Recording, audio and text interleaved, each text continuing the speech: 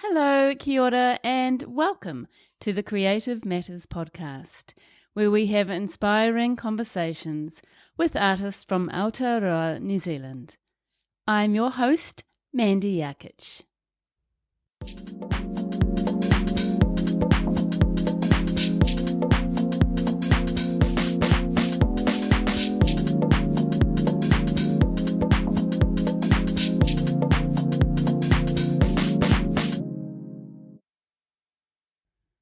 Hello, dear listener. Thank you very much for tuning in and welcome to the Creative Matters podcast. This week, I am speaking with the very lovely Pam Wildbore. Pam is a contemporary artist from Hastings, now living in Napier. She's a resin and acrylic artist who began her art practice only 4 years ago. Since then, she has had 7 solo shows, participated twice at the New Zealand Art Show with a sellout show of her work in 2023, and she is currently preparing for Art in the Park 2024. We have such a fantastic chat covering topics from the creativity of hairdressing and my softball fears in high school, oddly, to how Pam first got her work out there and then found herself exhibiting at the New Zealand Art Show only 3 years later. Pam unpacks everything resin, the products she likes to use, the discoveries she has made along the way using this medium, how she adds opaque and transparent pigments, her techniques for painting with resin, and how she adds layers and finishing touches to her paintings, amongst many other things. It is such an interesting chat about her process, and I learned so much. I'm sure you will too.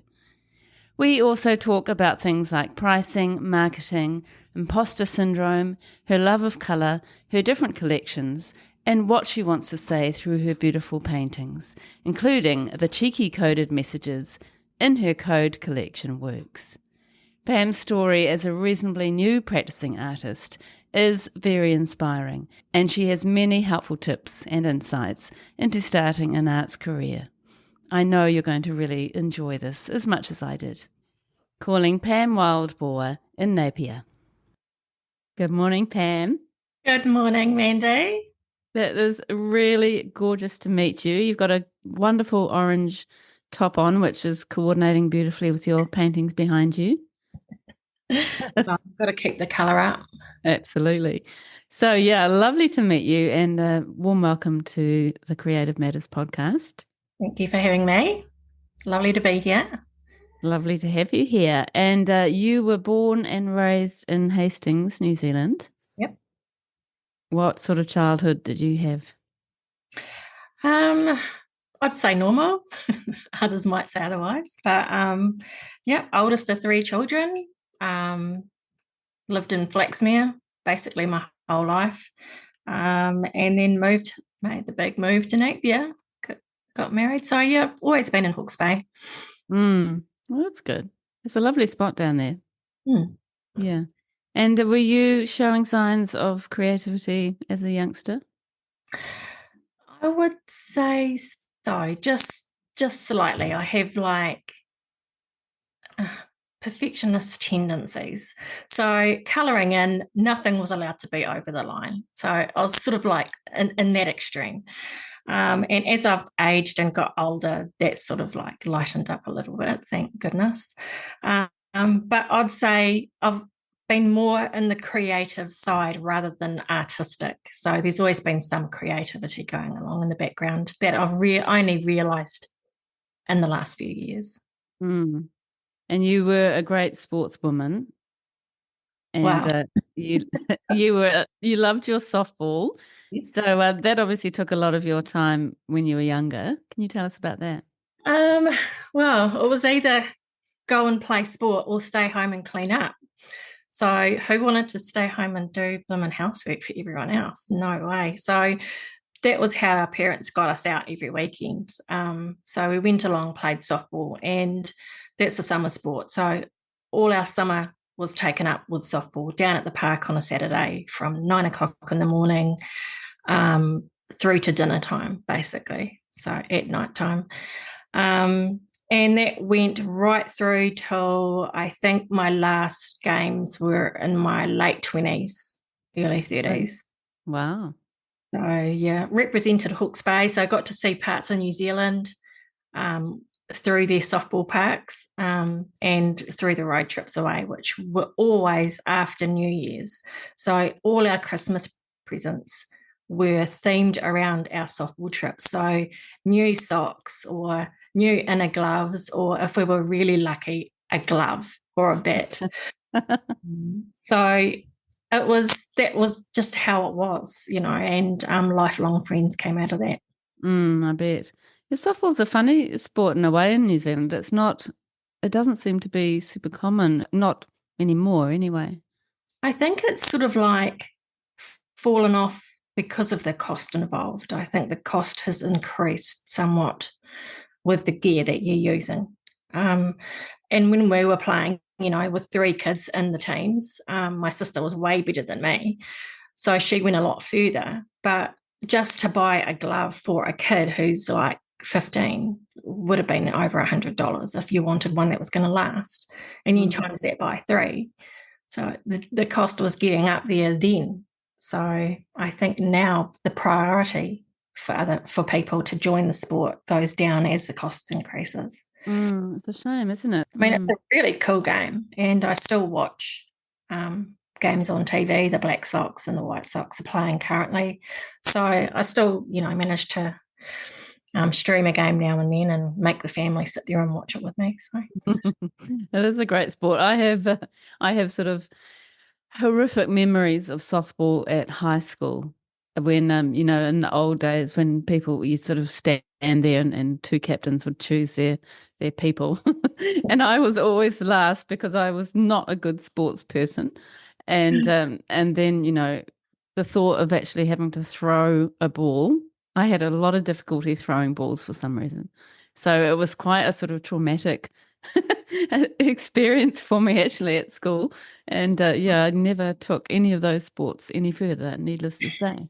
And I was a pitcher too, so I was like the grumpy one in the middle of the diamond, trying to strike people out and trying to be as close to their body as possible without hitting them. Oh So my God, the scary one. So at high school, were you just completely absorbed with sport, or were you thinking about art in those early days? I think we were like, it was all around our sport. So in winter, it was netball, under protest, but softball was our main sport. And a few of my friends from school were also involved. So we'd kick around at school. We'd join art because the art teacher was so cool and he gave us a free rein. We could go and have our lunch in there. We could skip a class and go into his art room. He was just so laid back.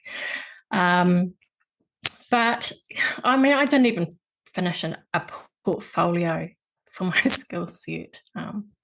Because of my perfectionist tendencies, I threw out a lot of work because to me it wasn't complete or it wasn't to my standard. So I didn't have enough work for my portfolio. So, oh well. Oh well, you've come back. You've made up for it in spades. The paper didn't really, change where my life was going to end up. So, No. So what was your career choice in the end? I was an admin and hairdressing, so sort of like segueing between the two. I started after school going to admin, so I was doing office work. I got diagnosed with epilepsy when I was about 19, so I went through the whole denial of not being able to drink and, just looking after myself. So it took a few years for me to actually be in the right headspace to handle that. And then creative wise, I don't know why, but I was drawn to hairdressing. I'm not the most feminine person. I'm more like more for comfort, I don't wear a hell of a lot of makeup or anything like that.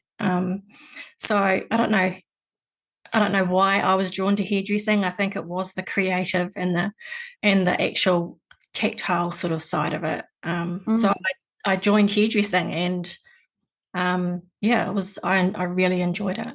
I think hairdressing is such a creative career.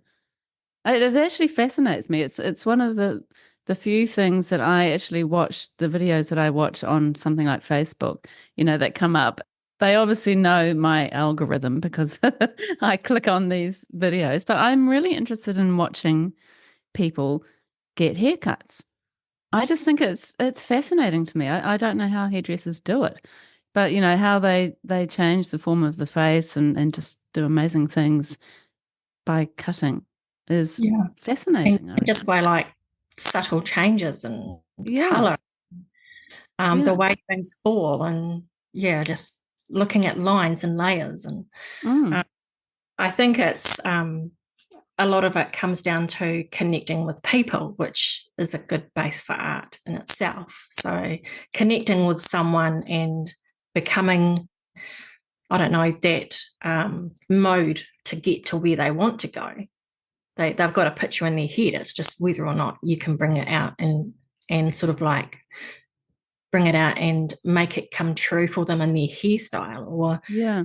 actually be brave and say, well, no, this isn't going to suit you because you've got the wrong hair. Or yeah, just dealing with people, I think, is the Mm. main thing. And it must be so gratifying for hairdressers to actually, make people feel so good from their haircut.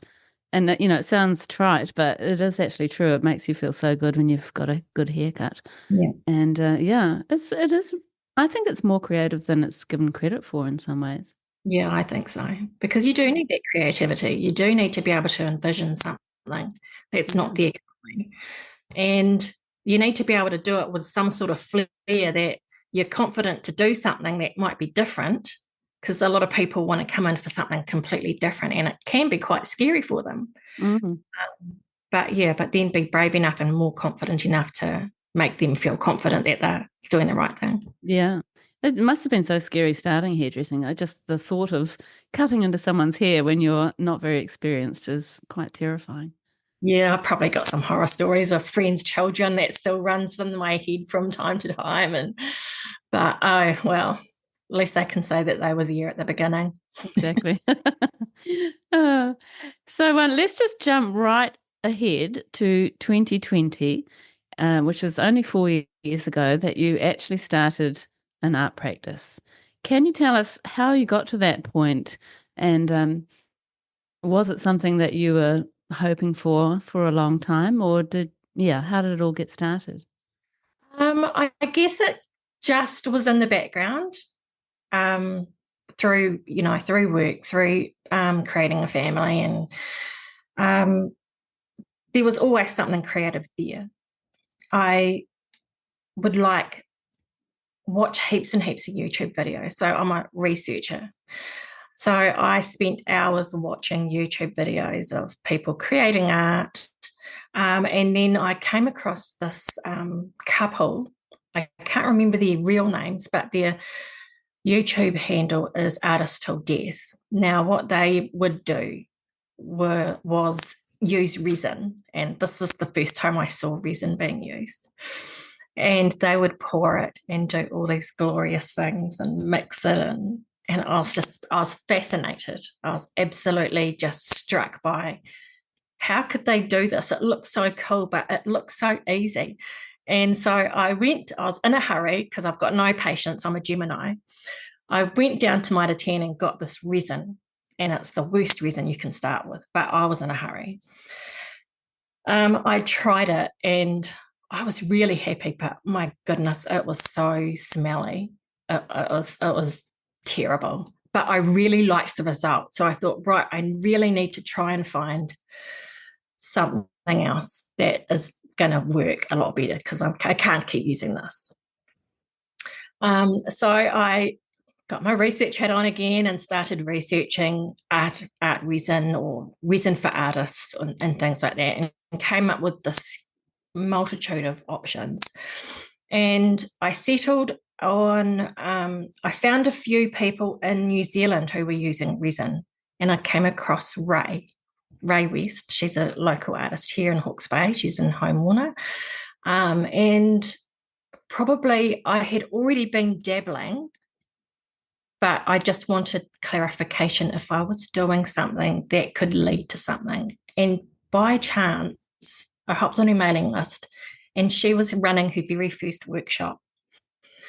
So I thought I was still working at this time. So I thought, right, I've got some money. I will go and do a workshop. So I went along to this workshop. I was the only person. I don't think I was I think I was the only person who'd had no art experience whatsoever at this point. So I did the workshop, and it was really, really awesome. It was nice to be able to I'd never been in that environment where people have just been creating and just letting loose and just doing it. And she's got a personality that suits it so well. So she just let us go and told us what she did. And we came away with 2 pieces each. Now, I thought, right, this has just given me confidence to maybe go further. So what I did was, through other things happening, I resigned from my job that I had in December. I went to a local gallery called Creative Arts Napier, and I said, I'd really like to do an exhibition, but I have never done one. I don't know if my work's good enough. Can you help me? She goes, well, I've got a space in March. So I said, okay, lock it in before I change my mind. So we locked that in. So I had 3 months to create some work and have my very first exhibition. Wow. And at that point, had you not really done many other works after that workshop? Was that right at the beginning?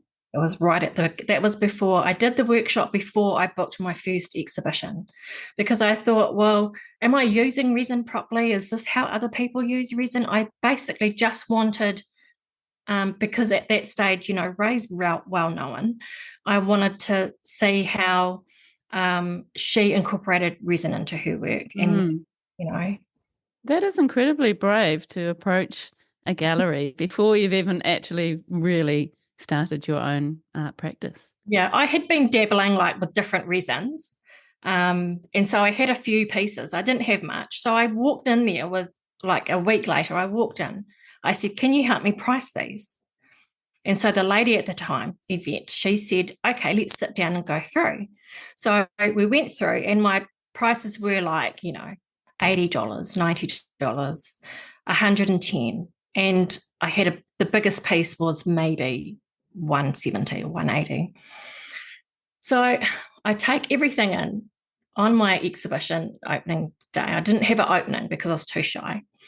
So she stuck it all up, took some photos, and I said to Craig, my husband, I go, oh no, I feel so scared. I'm like, have I done the right thing? And the next day she rang me and she goes, have you got any more work? And I said, no, that's it. I've got nothing else.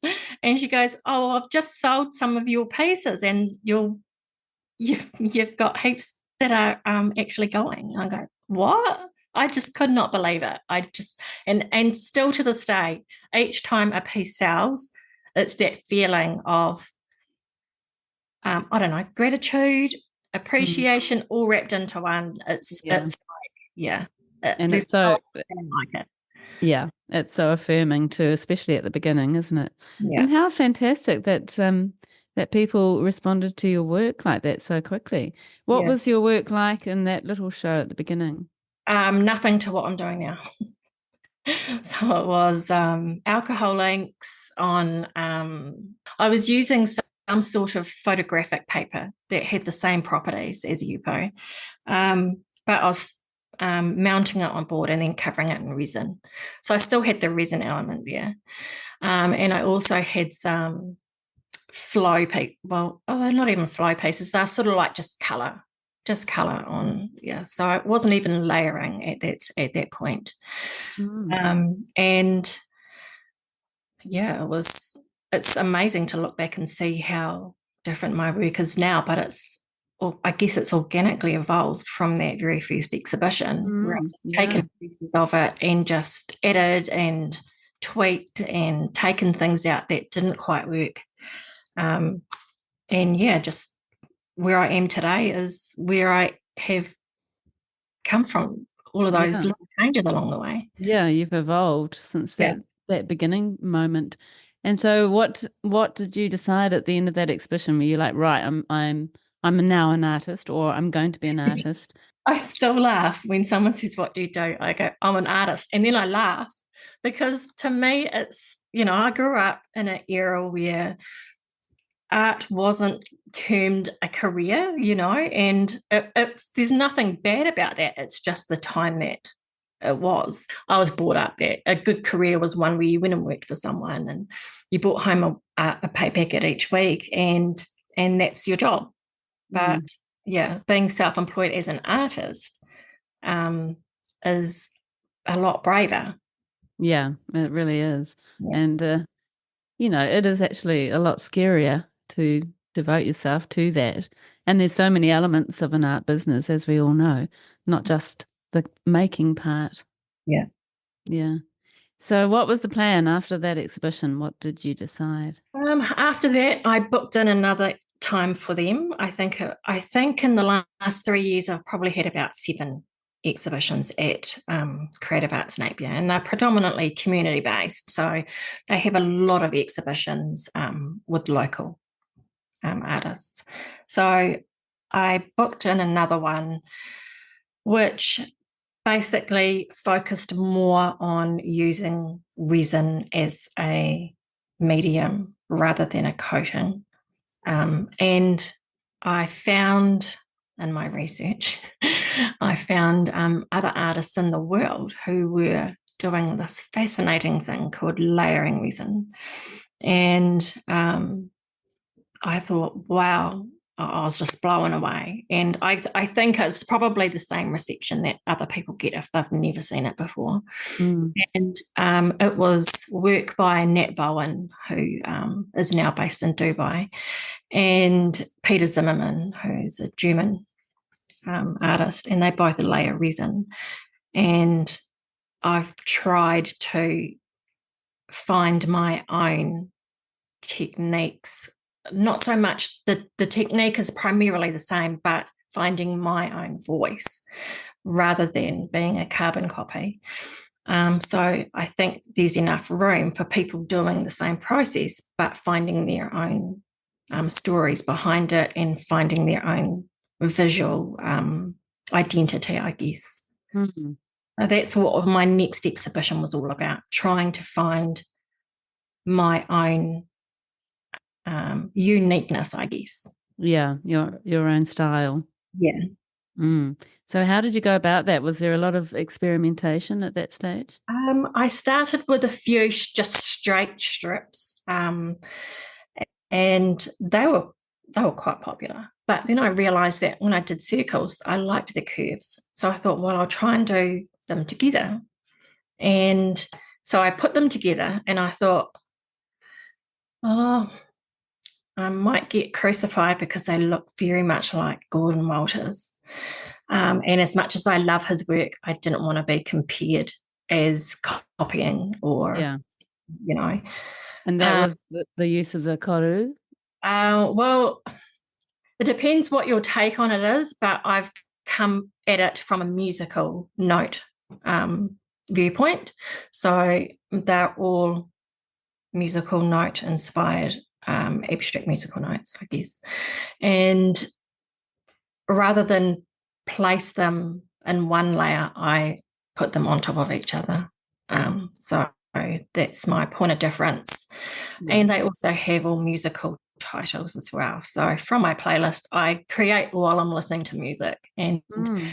my music is, probably 70s, 80s, 90s, and there's even a few 2000s in there, but there is some modern stuff. Most of them are titled from songs I enjoy on my playlist. Yeah. Mm. Well, that's interesting. So the musical note, was that purely in response to finding something that was unique to you and away from Gordon Walters, or was that something that was already kind of part of what you did? I guess it was a combination of something that I was happy to do because I liked the shape, but also trying to remain a little bit more unique in terms of coming at it from a musical viewpoint, whereas I think musical is more generalized. It covers a whole lot, I guess, a whole lot more interests. Mm. Whereas if I called it a kuru, I'd sort of like not be pigeonholing myself, but sort of like shrinking to New Zealand. Whereas I think music is more global. Yeah. Oh, yeah. You're so right. Yeah, I can see that. And I think because I love Gordon Walter's work so much, I did want to give him the respect of not sort of like being too similar, you know. Yeah, fair enough. But it is a tricky one, isn't it? Just sort of getting inspired by people and remaining unique. It's quite a sort of, it can be a fine line and a tricky balance. Yeah. Oh, you did well to find your own, your own stories, I guess.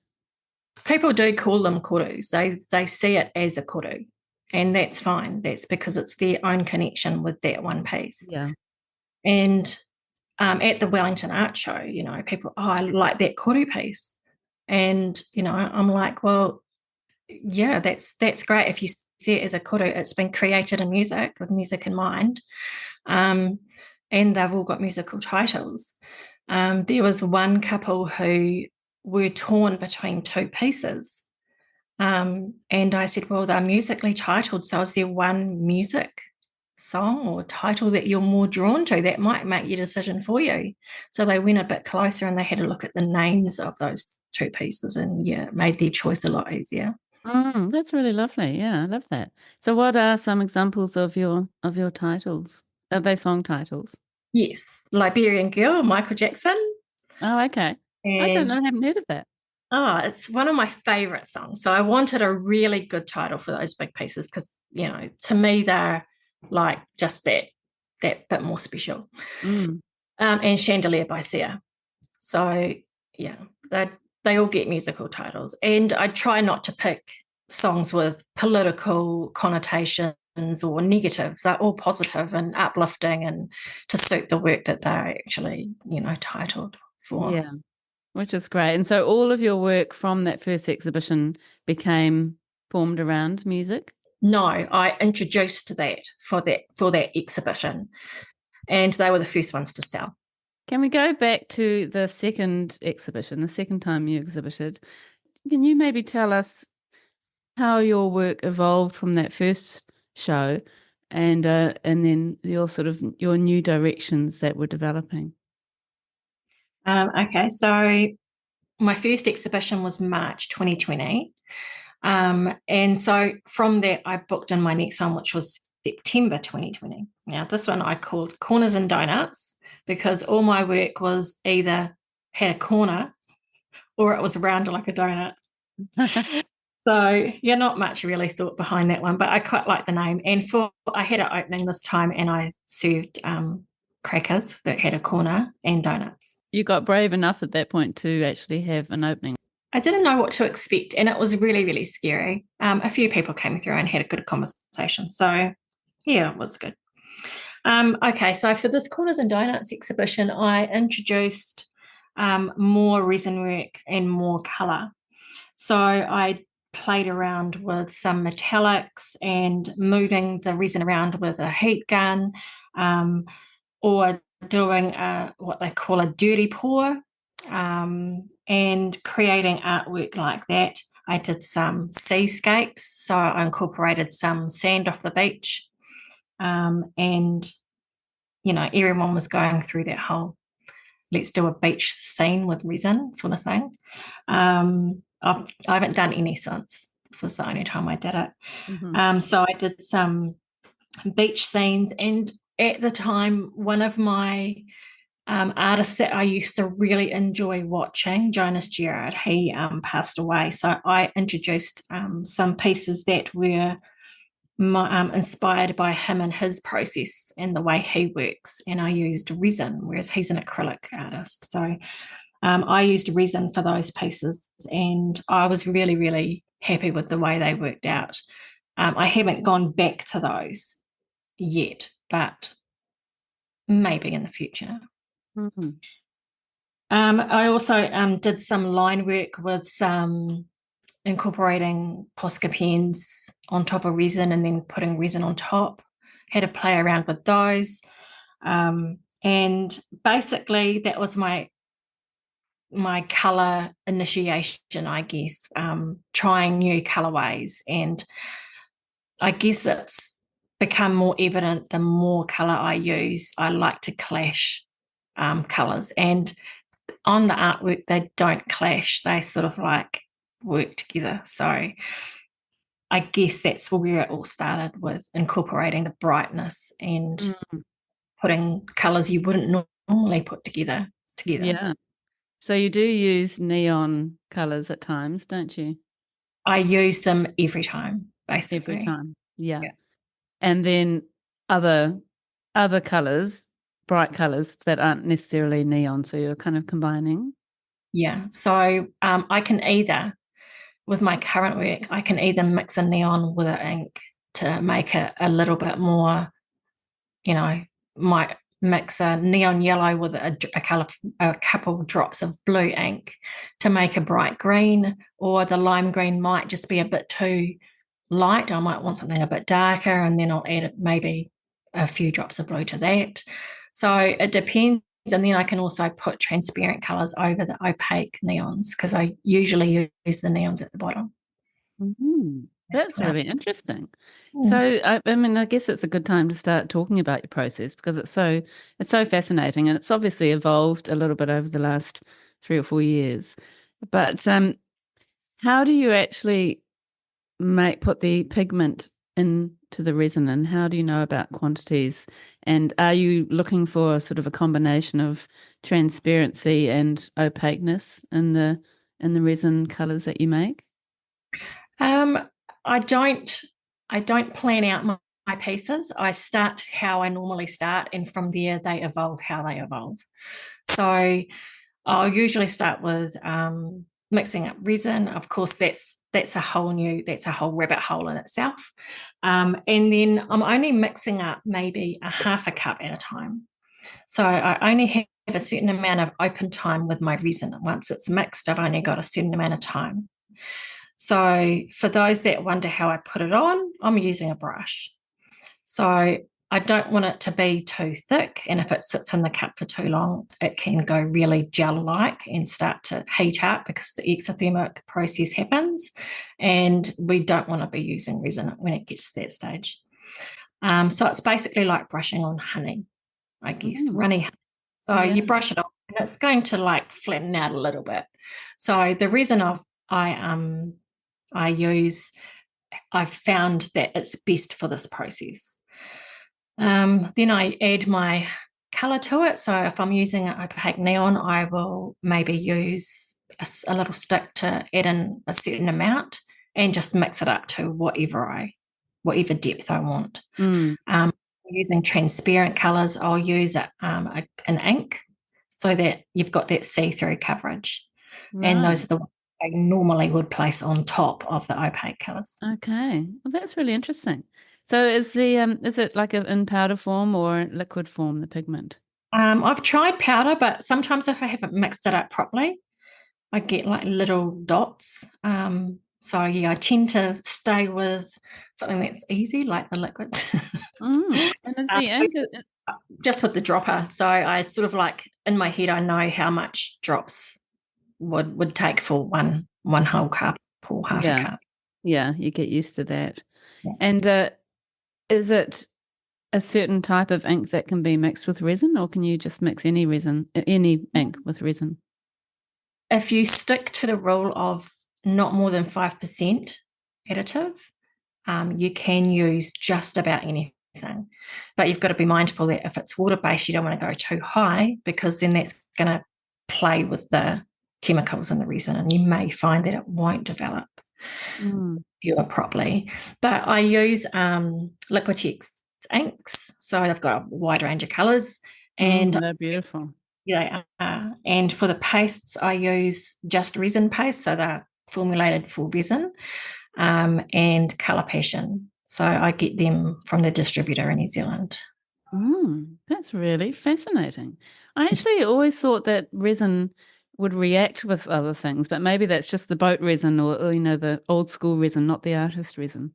Yeah, it does handle quite a bit. So I mean, a lot of people they put glitter in, and they just chuck anything in. But I've found that if I stick to my 5% rule and don't go over that, I'm not going to end up with any, unusual outcomes. Yeah, I guess you get really used to the quantities after a while. Yeah. So how do you actually place your pattern or your shape? So for consistency, I've got a little template I made out of core flute, and it's like a half circle and a straight line. So I've got different sizes for different boards. So for my big boards, so like maybe 1.1 meter round, I'll use the template that's probably about maybe 10 centimeters in width. So that's your strip, and then my half circle comes off that. And I draw them on with, I've rated my daughter's colouring in pencils. So I use a yellow pencil because yellow seems to be more forgiving if it's covered. And so I use a yellow pencil as my outline and then paint in.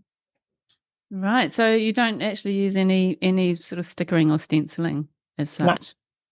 no. Which is really interesting. My husband and I last night were looking at your work and like, how does she do this? Does she make one big sticker and then pull out shapes and sort of work inside that? Or yes, that's amazing. I mean, it really does.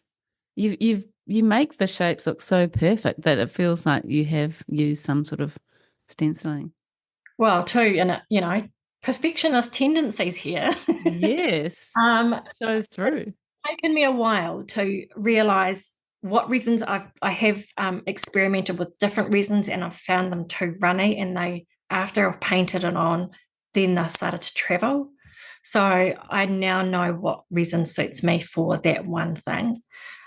So I use a mastercast resin for my painting, and then I use another resin for my top coat. So this year I've started using a top coat over the top, Mm. and I think it just elevates it a little bit more. Yeah. And I guess it kind of levels everything off. If you've got different layers, would it end up that it has slightly different height? Sometimes you can see the difference in the, like, it's only going to settle in the little valleys. But yeah, I think the finish is a lot better because I've had one side by side where I've put a top coat on one, and I've had an older piece that hasn't got a top coat. And yeah, I much prefer the top coated version. Mm. That is so interesting and inspiring. So how do you actually start from the beginning? Do you actually do any drawing? I mean, you say you kind of work organically, but have you got a design in mind and how do you build the layers? No, I don't have a design in mind. I just put my shape on, draw around it, and keep going until I'm starting to hit previous drawn ones. Then I know I've done too much. Then I start my resin work on that. And I can use like different colors as long as I'm not going over, as long as I'm not overlapping on that first layer. Then that Mm. cures usually for the next day. Then I'll go in again and do offset shapes and contrasting colors. And Mm. usually I'll maybe 3, 4, 5 layers, depending on what sort of look I'm looking for, or what the piece, sometimes it just needs another little shape added to that one little corner, or whatever. And I'll just keep going until I've fallen in love with it, and then it gets a name last. That is so beautiful. Really interesting that you don't do any drawing or any sort of planning, especially when you are that organized. Not for that, not for those pieces. So those are visual harmony. So they are all the music notes. For the code pieces, yes, I need to plan them. Okay. So sometimes you put a colored layer of resin over the top and you can see part of the color underneath, Yeah, which creates a whole other dimension, doesn't it? yeah. And that's a really beautiful element. So you also end up with this little ridge of the bit where it's slid off, but it hasn't quite coated in the same amount of thickness. So you end up with like a secondary line where it has pulled on the top and then it has slid off and it's pulled at the bottom. And then you've got that colour coming through on that little ridge from underneath. Mm. And I guess that is something that sort of happened accidentally almost through your experimentation. Yeah. Yeah, which is so lovely, isn't it? What other things have you discovered along that process?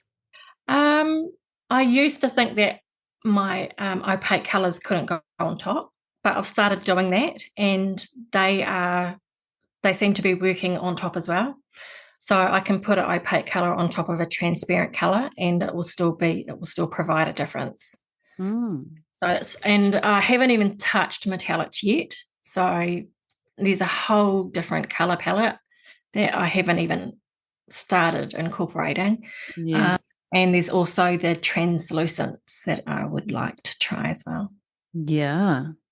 How exciting. I feel like you've got, you know, there's so much that you can continue to create. You must have so many ideas. Oh, I have, but I just haven't got the time to incorporate them yet. So yeah, it's exciting. I've That's so exciting. definitely got more ideas for the visual harmony space.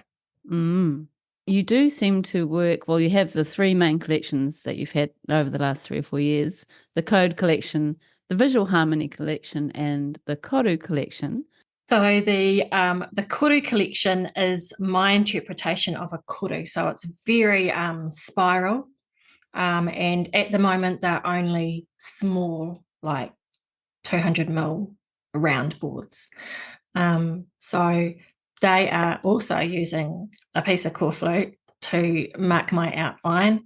But then what I do is I do a reverse image on top and paint resin on the reverse image as well. So you've got two kurus mirrored against each other. And then on top of that, I've put a solid color of resin. So it fills up all the little valleys, and that's where you get the nice depth coming through. They're so beautiful. And they are a bit smaller, aren't they, than some of your other pieces? Yeah. So I only introduced them in December. So I've only done 2 runs of those. One was December and one was for the Wellington, for the New Zealand Art Show. So I'll probably only do maybe 2 or 3 a year, 2 or 3 runs of those a year.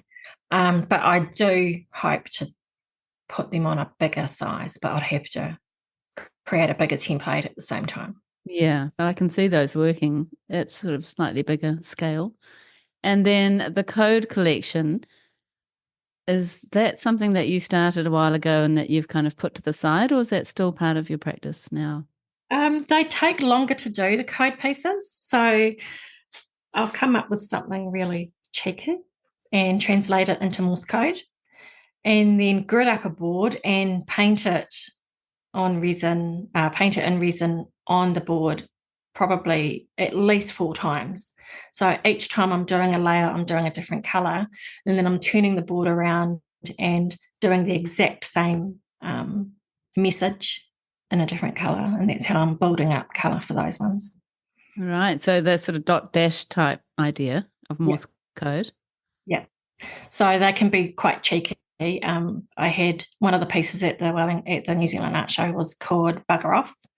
So it was nice to tell people the story behind them, because they were getting drawn to them. They weren't sure why, that it was the color, but when they heard the story behind it and what it actually was, they sort of like, oh, and the cheekiness came out, and Yeah, I can imagine. they were quite attached to, yeah. I love that. That's so good. And that's sort of, using your sense of humor, which is nice. And I mean, they are quite geometric because they're using, I guess, strips and rectangles and circles. Yeah. But you're creating such a beautiful composition of color and shape and form. So is the actual message, it is you're using the code for bugger off and then Yeah. repeating it. Yeah. God, I love that. And what are some of your other messages, dare I ask? The other one I had for that show was I had created it while I had COVID. So I only got COVID this year. And so that piece was called Far and then Cough. So I have created pieces in the past that have been cheeky. There was one at last year's show I did, and it was F you, Gabrielle. And, the first word was on it. And what I did at the end, I put a black layer over the whole lot, the whole piece. And then it sort of like looked like the neons were popping through. Wow.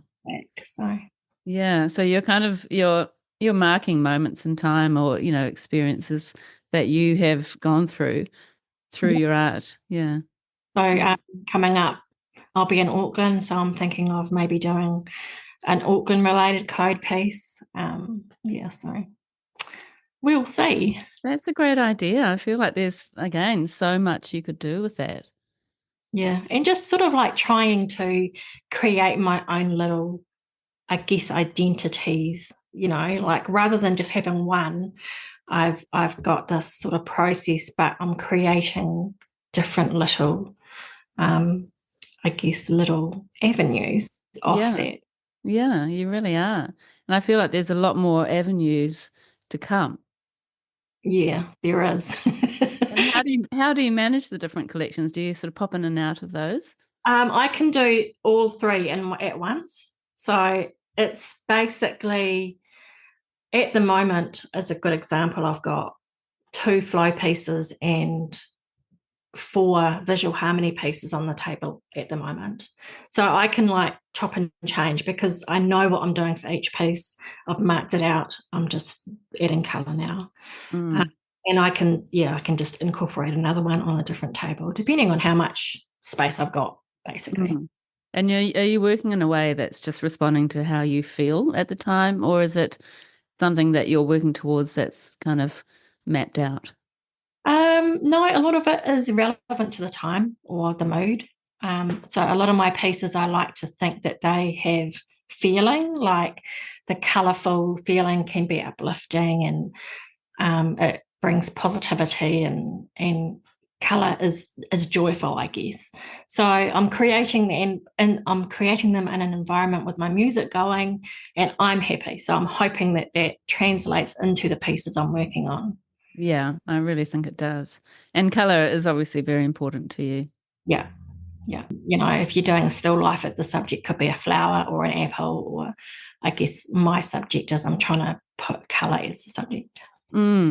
Yeah. Color and shape, I guess, is your thing. Yeah. And it would be really interesting to see what other shapes evolve over time. Yeah, I've sort of like stepped away from the shapes for the flow pieces. They're more around movement. So they're free form. So I basically use a skinny piece of tape for those, and I'm just sweeping big, huge shapes across a couple of boards at a time. Beautiful. And you're working on hardboard, is it? It is made by Daniel, frames by Daniel, and they are wood. And they're about, I like the depth. So the depth for me is about 40 mils. Yeah. And yeah, I really like the depth because they stand out from the wall a bit. Yeah. And you have white edges mostly? Yes, I always have. Well, yep. The last few years, it's my preference is a crisp edge. So I don't run the resin over the edge. I've just got the resin on the top, and I have a different process for the edges. You tape the edge while you're working? I tape in prep. So my master primer, my husband, he primes my boards for me, and I'll go along and tape after he's done 2 layers of prime. I'll tape the edges, and I tape them from bottom to top so that if resin runs over, it's not going to run behind the tape. He goes over and he does another layer, and covers the tape. So when I'm using the board, you can sort of like see the tape, but not really. But it means that when I remove the tape, it's a nice, clean, crisp edge. Yeah, that's a really good tip. Is that something that you kind of discovered from a few leaky little bits of resin. Yeah, resin would go behind the tape if it's like done from top to bottom. So if you put the first piece at the top and then you put another piece on top of it, you're still leaving room for the resin to go behind that second piece of tape. So if you tape from bottom to top, you're overlapping in the same direction that the resin's going to fall down. So Right. the only place you've just got to make sure that you can fold it underneath so that you don't end up with the little drops at the bottom of the board, because I don't like them either. Mm. And I don't like sanding. So the less sanding I can do, the better. I sand in here as well. That's how little I sand. So I work in the garage. I do all my resin work in here. I've got the dryer in here as well. I don't resin on days I'm using the dryer, or I'll use the dryer at night. But I will sand in here on one table so that my dust is kept to a minimum. But Mm. I can do 8 pieces in a couple of hours because I've basically just got to sand the edge to make a nice smooth edge, because there's no resin to sand off. It's just basically maintenance. Yeah, so you're only having to sand the edge. Yeah. That's it. Yeah. That's a really good system. And having the primer over the tape, I imagine just kind of fills in any other little naughty space. Yeah, and it's a good way to fill in the space between the tape and the top of the board. And yeah, it's been working really, really well. And I really love that contrast of the crisp white with the very colourful, shiny top. Yeah. Yeah. And sort of matte and shine combination as well. On the sides, after I finish the piece and I take the tape off, I then paint and varnish the sides. So they still have that like shine, but not a resin shine. Okay. Yeah. So it's actually quite a big process, isn't it? Oh, yeah, it's probably a week after I finish the top coat. I can't pack it anyway because I leave it for a week. So in that week, I'm doing the sides. I'm doing the hardware. Mm, And after that week, then I can like just wrap it up and put it to one side. yeah. And do you ever feel pressure because you've got Daniel to make your beautiful board? Do you ever feel pressure to have every single one perfect, or do you ever end up having paintings that aren't really cooperating and aren't ones that you actually want to end up with? Um, Not really, because I can always do another layer. So if it's not quite giving me a good vibe, I'll keep going, and until I think, yeah, that's great, I love it. And And that's it such a lovely way to work, isn't it? Yeah, and it doesn't actually get a title until I'm finished, because then that sort of like ties it and sort of like closes that little piece off, I guess. Mm, mm. How do you actually go, just going back to the code collection, how do you map out the actual dashes and dots for the meaning of the painting? So I've at the moment I'm doing 700 by 700 for the code pieces. So I grid that up into 7 centimeter grid.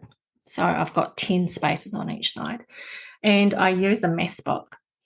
I just use a maths book and write down a phrase and then translate it and work it out in the maths book. And once that's done, I rip the page off, and that sits underneath, because my board's elevated when I'm working. It sits underneath that piece. So every time I work on that piece, I'm pulling it out to either map out the next layer, or just checking to see that, my spacing's right or whatever. And then I just put a space in between each letter, or if it's a phrase, a short phrase, I'll put a certain amount of spaces in between each word. Right. Interesting. Mm. And then you have a stencil to draw around those shapes as well. I use an upside down cup because that works for that size for the circles, and then I've got a piece of corflute for the Mm, rounded corners on the wow. dashes. And I guess that kind of the code collection is a slightly different way of working. It's a little bit more purposeful. You know what you're trying to achieve at the end, whereas the other pieces feel like they're quite organic. Yeah. Yeah, which is probably a nice contrast for you in a way. Yeah. And it's another way for people to connect. Like the piece, the far off piece that I had, a husband and wife were debating which code piece they wanted to take home. And he was more interested in telling his friends about, oh, this is what this piece means. So, and he won. So, yeah, they ended up taking that piece home. So, Yeah, I love that. it's great how people can connect in different ways. Yeah. Yeah, absolutely. Yeah, it's very cool. And so you had, 6 or 7 shows at Creative Arts Napier, and then last year was your first year exhibiting at the New Zealand Art Show in Wellington, which must have been a real buzz for you. And you did so well. You had 18 paintings that all sold on opening day. Yeah, that was a whirlwind. That was amazing. Unbelievable. Um, Unbelievable. so the year before that, I sent 4 pieces down. And so I had a panel, but the artists aren't there for the panel. So I flew down for the day and spent the day just sitting there, people watching. And that's one of my favorite pastimes is just sitting there, people watching. So I sat there for the whole day, flew in, flew out in the same day. And I saw one piece selling, and it was like, honestly, I was like, I'm sure the lady who bought the piece probably thought I was some sort of um, person going through something. I don't know, but I had a tear in my eye, and I gave her a hug, and that was so special to see that because it was my first venture out of Hawke's Bay. And then so the following year, I decided to apply for a wall, which meant I would have to man it. So it meant a week away. And so that was great. I was accepted into that. Took down what I thought was, awesome. I'll only probably bring home 1 or 2 pieces, hopefully.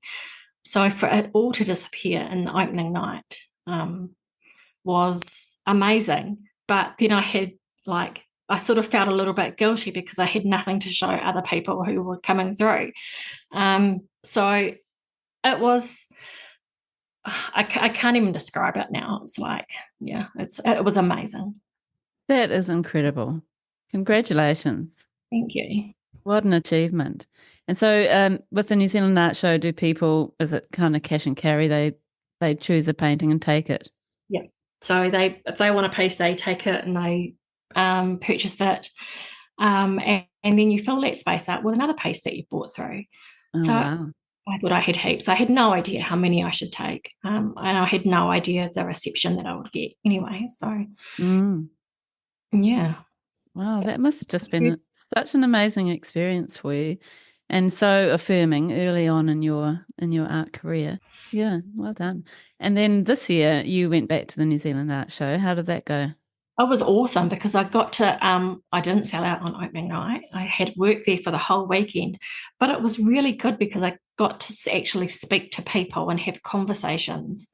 And people were coming back that said, oh, missed out on a piece last year, and like they were people who love going to the art show and they keep coming back every year. So it was nice to just um, get to see the same people and even the ones who did buy pieces last year, they stopped by and had a chat and it was great. And I also got to spend 4 days with other artists that were in the same bay and have Yeah. conversations and learn things from them too, because at the end of the day, I'm just a novice.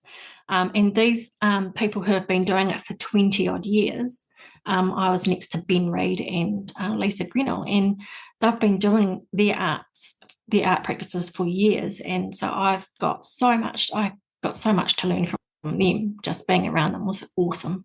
Yeah, such a great this is such a great format, isn't it? And such a great platform, Yeah. meeting your audience but also connecting with other artists. Yeah.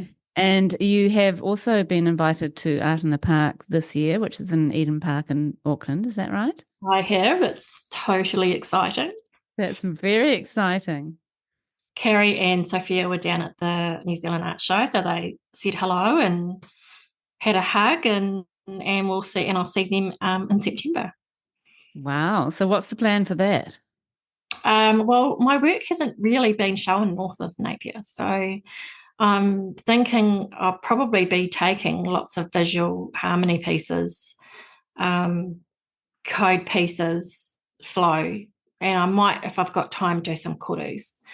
But I guess the top of my list would be to get some visual harmonies in the round, different sizes as well. So Beautiful. And are you starting to get into the metallics, or will that come later? that will have to come later. Yeah. First things first. Yeah.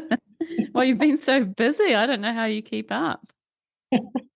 Well, I've got nothing booked in after that for the rest of the year. So it means that in the warmer months, I've got time to do some experimentation and basically just build up some more stock because I've hardly got anything, which is a good thing. So, yeah. Yeah, it's a good problem to have. Yeah. And are you, I think I read somewhere that you do sometimes feel a bit like an imposter in the art world just because you are new to your art practice. Yeah. How do you handle that kind of feeling? I guess now being at the age where you try not to really care too much about what other people think. Walking around the art show, there are a lot of other people in the same boat who have, started their art careers later in life after they've had families and whatever. So I think it's starting to become a norm is to find your creativity a bit later in life. But then having that life experience behind you means that you actually jump straight in and your little steps you take are that quick that you can progress a lot quicker because you've got a good mindset to cut through all these little diversions that you can get along the way and just focus. And you get used to focusing in little short spurts because that's the way family is. Family life, you've got to work around things happening all the time. So you bring that over to the art side and you can work an hour or two hard out and then go and do something else, cook a meal or something, and then come back. But your focus is that much better. Yeah. Having, a wealth of experience behind you, even if it's not creative. That's right. Yeah, it all contributes, doesn't it? Yeah. Yeah, definitely. But yeah, with the ones who have been around a long time, yeah, it's like, oh, should I be around them? They're way, way famous sort of people. Yeah, it's a funny one that I think a lot of newer artists feel, and even the not so new artists feel like that. That's the interesting thing. I don't think imposter syndrome is reserved only for new artists. I think from, the people I've spoken to on the podcast, so many people have spoken of that. And it doesn't really matter how long they've actually been working. They still have that feeling at times. Yeah. Yeah. So you have mastered the art of being an artist, totally.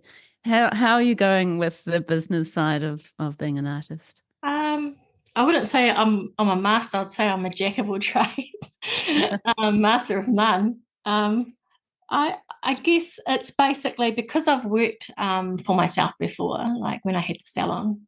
I know that whatever I do needs to be of my own standard for even other people to appreciate it. So I guess I'm pretty motivated in that the quality I want to put out is second to none.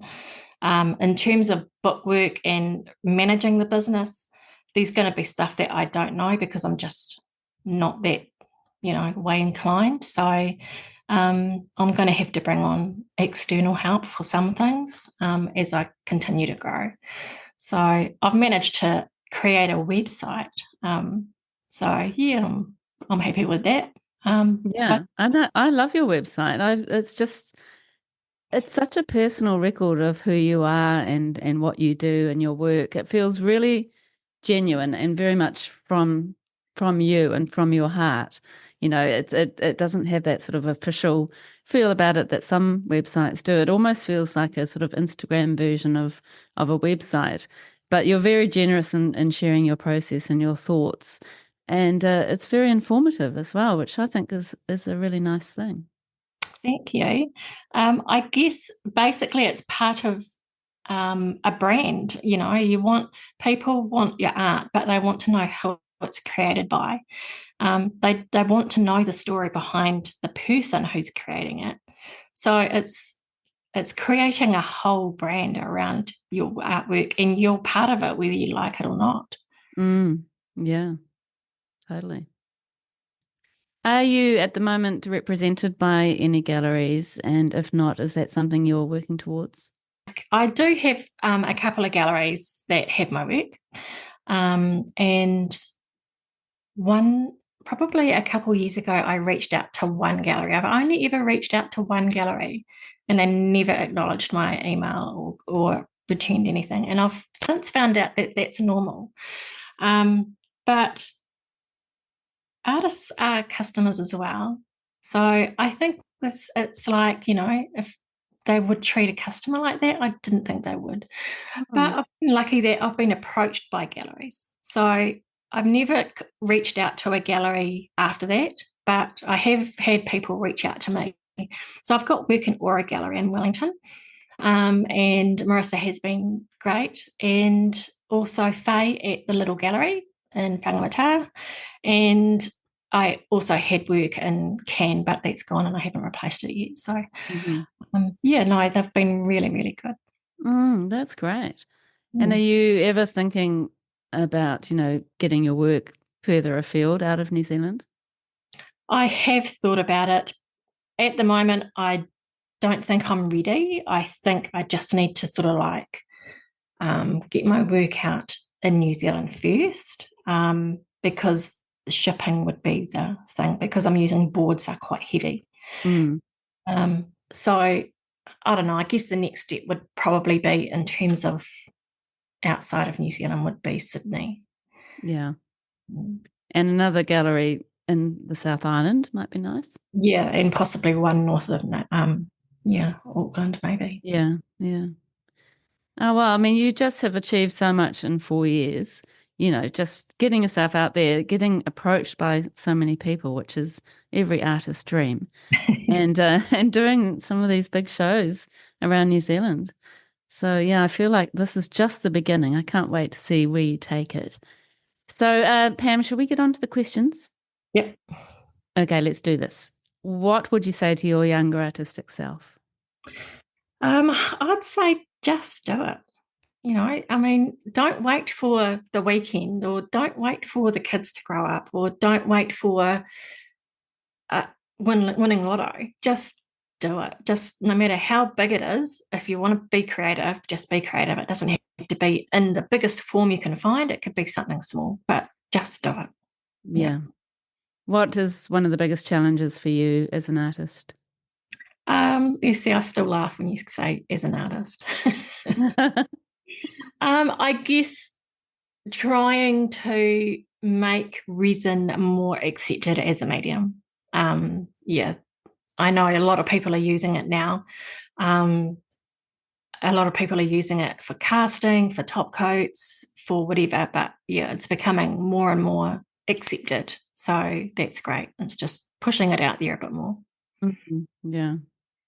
And you did mention a couple of artists who've inspired you, but are there any other artists who have informed your work in some way? I don't think I really like Claude Monet. I don't think you'd see any of his style in my work at all, but I really liked the way he used colour. Like I said, Peter Zimmerman and Nat Bowen for their resin work. They're just doing things out there that's really, really great. And I love watching to see what new things they're coming up with. Like I said, Jonas Gerard, he used to paint with the music blaring, but he'd have orchestras playing in the background, and he was all about, basically throwing it and moving it around with these big, huge brushes. I loved his passion and his energy. And I guess not so much an artist, but an artist nonetheless, for resilience, and I guess stickability. and branding for someone so young to be around for so long would be someone like Taylor Swift, who I've just gotten into the last 6 months, I guess. So even though she's only young, you know, she's been around for 20 odd years.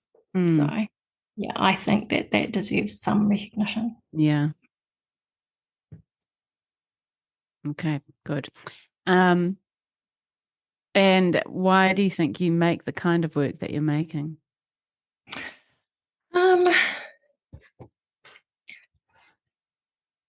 I think a lot of people just need to be uplifted and around positivity.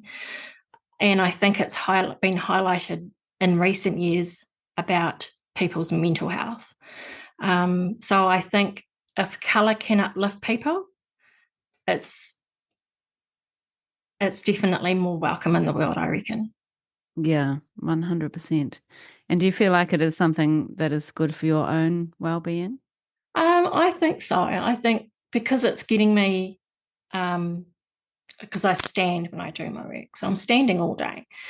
I think it's like, yeah, just being active, moving around the room, got music going, and just being in a happy place. So, not that I'm a real negative Nancy or anything, and apologies to any Nancys out there, but I'm not usually a negative person. I'm usually trying to find, you know, the glass half full sort of Yeah. mindset. Yeah.